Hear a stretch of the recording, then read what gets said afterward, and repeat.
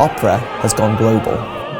In 2006, the Metropolitan Opera House in New York broadcasted Mozart's The Magic Flute. With over 324,000 tickets sold, this was by far the most watched operatic event in history. Today, the Royal Opera House broadcasts its productions to over 1,500 sites across the world. For the first time in history, more people watch the Royal Opera on the screen than on the stage. Opera cinema is really a new art form. It's a developing art form.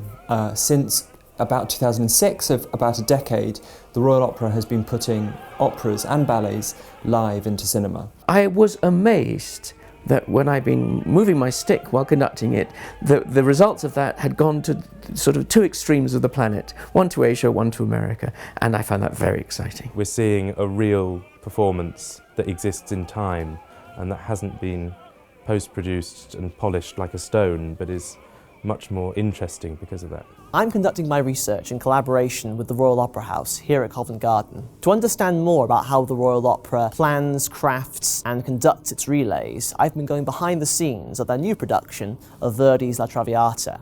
Aside from getting to grips with the technical aspects of live casting, I'm curious about how the process of translating this iconic opera from stage to screen has affected the overall creative process.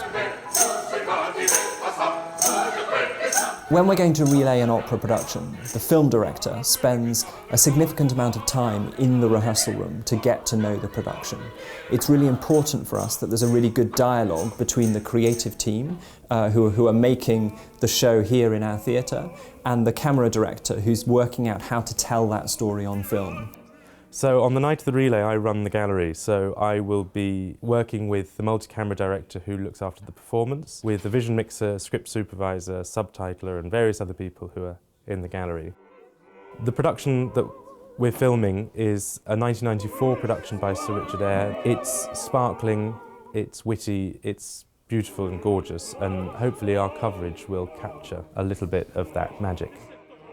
But how is live casting affecting the rest of the country?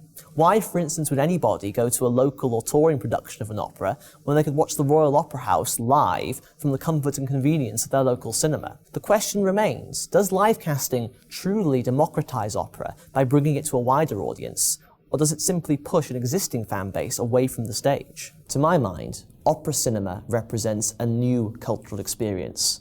Not quite staged opera, not quite cinema. The question of whether this new cultural experience can attract the new, younger audiences that opera requires to survive in the 21st century remains to be seen.